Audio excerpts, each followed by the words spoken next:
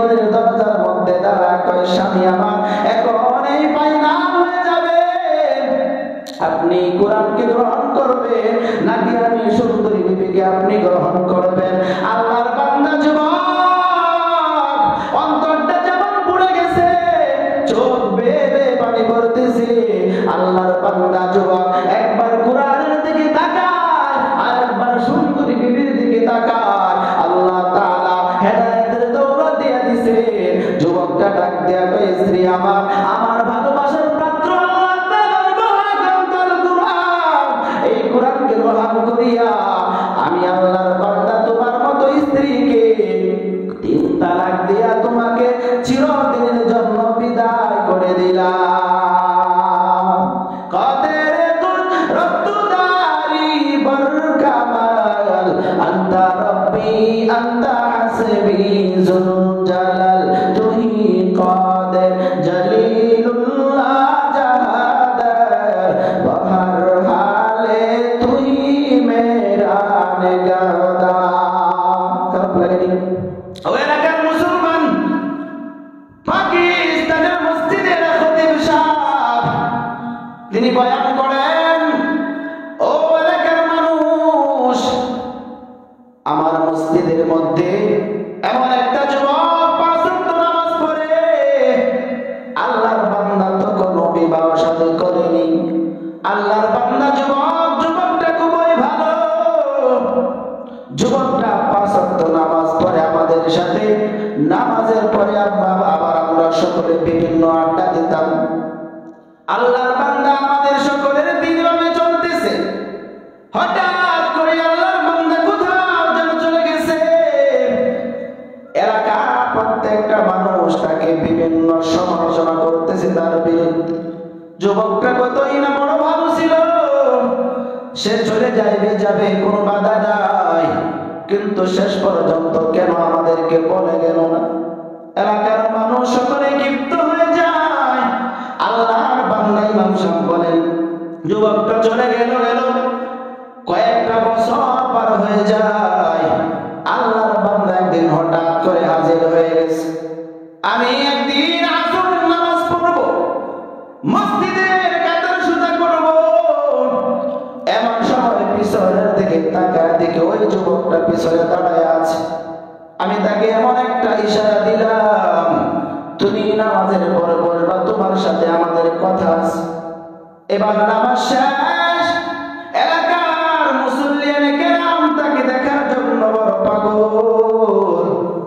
যুবককে সবাই আঁকড়ে ধরে ফেলল, এই যুবক তুই বড় গাদ্দার, এতদিন পর্যন্ত আমাদের সাথে ছিলি, চলে যাবি তো কোনো বাধা নাই, কিন্তু কেন তুই আমাদেরকে বলে গেলি না? এলাকার প্রত্যেকটা বৃদ্ধ যুবক যখন তারে ধরলো, আল্লাহর বান্দার 2 চোখ বেয়ে পানি পানি ঘুরিয়ে ঘুরিয়ে মাটির মধ্যে পড়তেছে। আল্লাহর বান্দা বলে, থামেন, আমি চলে গেছি, বিশেষ একটা কোনো কারণ তো আছে, এমনি তো আপনাদের কাছ থেকে আমি যাই নাই। শোনেন, আপনারা আমার বাহ্যিক বাহিরের সব কিছু জানেন, কিন্তু আমার বিতর্কত বিষয় আপনারা কেউ কিছুই জানেন না। আমি আপনাদের সাথে 5 ওয়াক্ত নামাজ পড়তাম, সকাল বিকাল আপনাদের সাথে আড্ডা দিতাম, কিন্তু পাশে এক কোম্পানির মধ্যে চাকরি করতাম। আমি তখন বিবাহ শাদী করি নাই। আল্লাহর কি কুদরত, শয়তানের ধোঁকায় পড়িয়া এই কোম্পানির একটা মেয়ের সাথে আমার সম্পর্ক গড়ে ওঠে। শেষ পর্যন্ত মেয়ের প্রতি আমি এমন আসক্ত হয়ে পড়লাম, শেষ পর্যন্ত মেয়েটাকে বিবাহ করার জন্য আমি পাগল পাড়া হয়ে গেছি। মেয়েটাকে বললাম, আমি তোমাকে অনেক মহব্বত করি, আমি তোমাকে আমার বিবি হিসাবে দেখতে চাই। মেয়েটা বলে, এটা কি করে সম্ভব? তুমি হলে মুসলমান আর আমি হলাম খ্রিস্টান, এই বিবাহ কুষ্ঠির কালেও সম্ভব না। তবে হ্যাঁ, যদি আমরা বিবাহ বন্ধনে আবদ্ধ হতে চাই, তাহলে হয়তো তোমাকে ইসলাম ধর্ম ত্যাগ করে আমাদের খ্রিস্ট ধর্ম গ্রহণ করতে হবে, নতুবা আমাকে ইসলাম ধর্ম, নতুবা আমাকে খ্রিস্ট ধর্ম ত্যাগ করে তোমাদের ইসলাম ধর্ম গ্রহণ করতে হবে।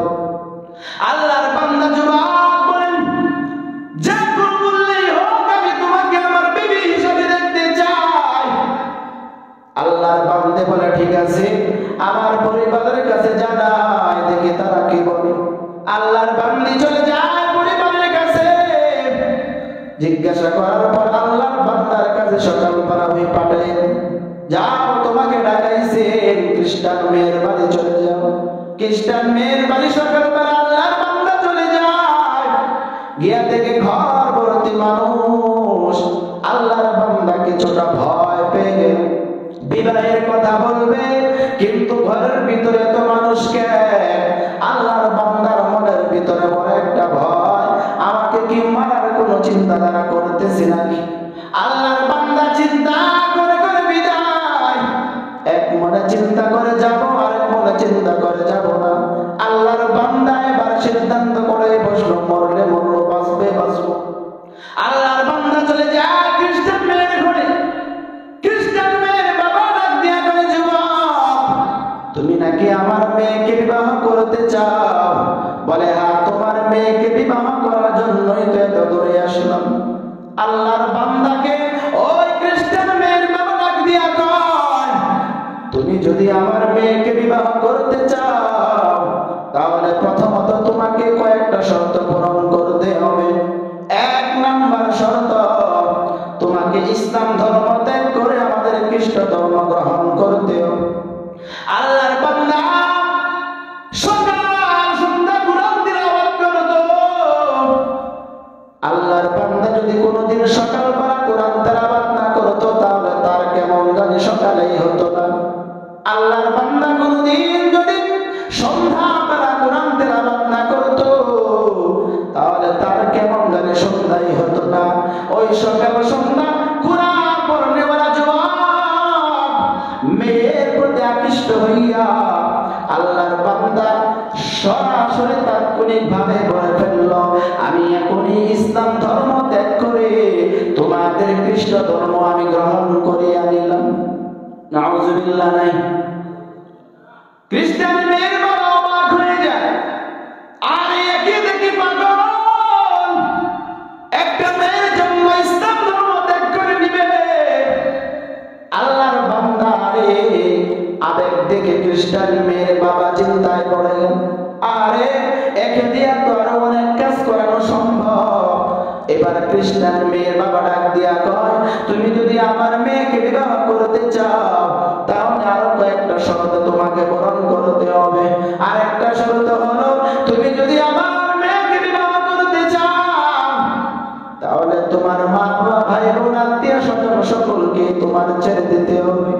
আল্লাহর বান্দা সঙ্গে সঙ্গে বলে ফেললো, আমার মা বাবা সকলকে আমি এখনই ছেড়ে দিলাম। খ্রিস্টান মেয়ের বাবা ডাক দিয়ে কয়, তুমি যদি আমার মেয়েকে বিবাহ করতে চাও, তাহলে আরেকটা শর্ত হলো, তোমার ইমেল টিমেল জিমেল যত কিছু আছে সব কিছু তোমার ছেড়ে দিতে হবে। আল্লাহর বান্দা যুবক বলে, এখনই আমি সব কিছু ছেড়ে দিলাম।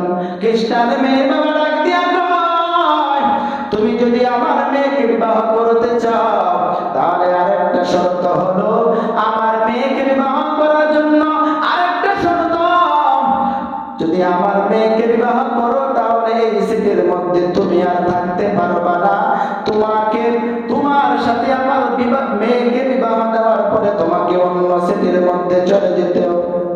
আল্লাহর বান্দা শর্তের মধ্যে রাজি হয়ে যায়। খ্রিস্টান মেয়ের বাবা ডাক দিয়া কয়, তুমি যদি আমার মেয়েকে বিবাহ করতে চাও, আমার একটা শর্ত হলো, এতক্ষণ পর্যন্ত বলতেছ প্রত্যেকটা শর্তে তুমি রাজি, আবার ইসলাম ধর্ম নাকি ত্যাগ করেছ, এর তো কোনো প্রমাণ নেই। তোমার সামনে শুকরের গোশত হয়, তোমার সামনে মদ আনা হয়। মুসলমানদের ভিতরে ইসলামের মধ্যে শুকরের গোশত খাওয়া হারাম, মদ পান করাও হারাম। তুমি যেহেতু বলতেছ তুমি ইসলাম ধর্ম ত্যাগ করেছ, এর তো কোনো প্রমাণ নাই। তোমার সামনে শুকরের গোশত আর মদ আনা হয়, এগুলো খেয়ে পান করে তোমাকে প্রমাণ করতে হবে তুমি তোমার শর্তে ঠিক আছে। আল্লাহর বান্দা যুবক কি করবে, কি করবে? নিরুপায় হইয়া আল্লাহর বান্দা শুকরের গোশত আর মদ পান করে ফেলল। এবার তো প্রমাণ হয়ে যায়, আল্লাহর বান্দা আর মেয়ের সাথে বিবাহ হয়ে যায়। বিবাহ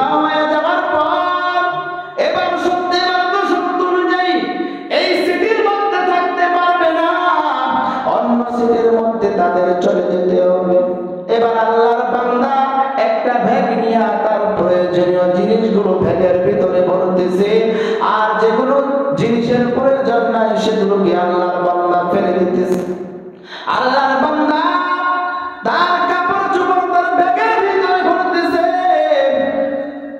কাপড় চোপড় ভরা শেষ, ব্যাগের কোনায় টাকা দেখে ওই হলি কোরআনটা, যে কোরআনটা আল্লাহর বান্দা সকাল সন্ধ্যা কোরআন তেলাওয়াত করত। আল্লাহর বান্দা কোরআনের দিকে তাকিয়ে আছে, কি করবে কোন সিদ্ধান্তের মধ্যে যাইতে পারতেছে না। আল্লাহর বান্দা চিন্তায় পড়ে গেল, এই কোরআন নিয়ে আমি কি করব? আমি তো এখন মুসলমান না, আমি তো এখন কোরআন তেলাওয়াত করতে পারবো না, কারণ আমি এখন মুসলমান না। আমি কোরআন নিয়ে কি করব? আল্লাহর বান্দা আবার কোরআনে যতদিন পড়ার কারণে যে মায়াটা অন্তরের ভিতরে জায়গা করে নিছে, আল্লাহর বান্দা কোরআনটাকে রেখেও যেতে পারে না। আল্লাহর বান্দা কি করবে? এমন সময় কোরআন যেন তাকে হাত টানে দিয়ে বলতেছে, যুবক, এতদিন পর্যন্ত তোর আমার ভালো একটা সম্পর্ক, তুই যদি কোনদিন সকালবেলা কোরআন তেলাওয়াত না করতে, তাহলে তার সারাদিনটাই যেন কেমন জানি তোর হয়ে যেত। এতদিন পর্যন্ত আমাকে তুই তিলাওয়াত করেছিস, আজকে একটা মেয়ের কারণে তুই কি আমাকে ফেলে তুই চলে যাবে নাকি? আল্লাহর বান্দার মনের ভিতরে এমন একটা কথা জাগ্রত হইতেছে, আল্লাহর বান্দা এবার চোখ দুইটা বন্ধ করে কোরআনটা ব্যাগের ভিতর নিয়ে গেছে। এবার আল্লাহর বান্দা অন্য সিটির মধ্যে কাজ করে। আল্লাহর বান্দা কোনদিনই কোরআন তেলাওয়াত করে না, কিন্তু আল্লাহর বান্দার অন্তর থেকে কোরআনের মহাব্বতটাও যায় না।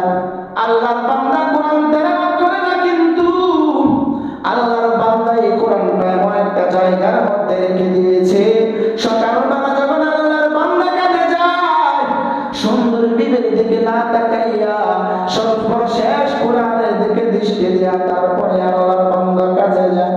আবার যখন সন্ধ্যাবেলা ঘরের মধ্যে ফিরে আসে, সুন্দরী বিবির দিকে না তাকাইয়া সর্বপ্রথম এই কোরআনের প্রতি আল্লাহর বান্দা দৃষ্টি নেয়। আল্লাহর বান্দার দিন কাটতেছে, হঠাৎ করে তাকাইয়া দেখে আল্লাহর বান্দার এই কোরআনটার কোরআনের জায়গার মধ্যে নেই। আল্লাহর বান্দার মাথা গরম, আল্লাহর বান্দা টেনশনের মধ্যে পড়ে যায়। কোরআনটা কোথায়? খুঁজে নাই, কোরআন নাই। এবার স্ত্রীকে ডাক দিয়া কই, স্ত্রী আমার এখানে যে একটা হলে কোরআন ছিল কোথায়? আল্লাহর বান্দি বলে, তুমি কোরআন দিয়ে কি করবা?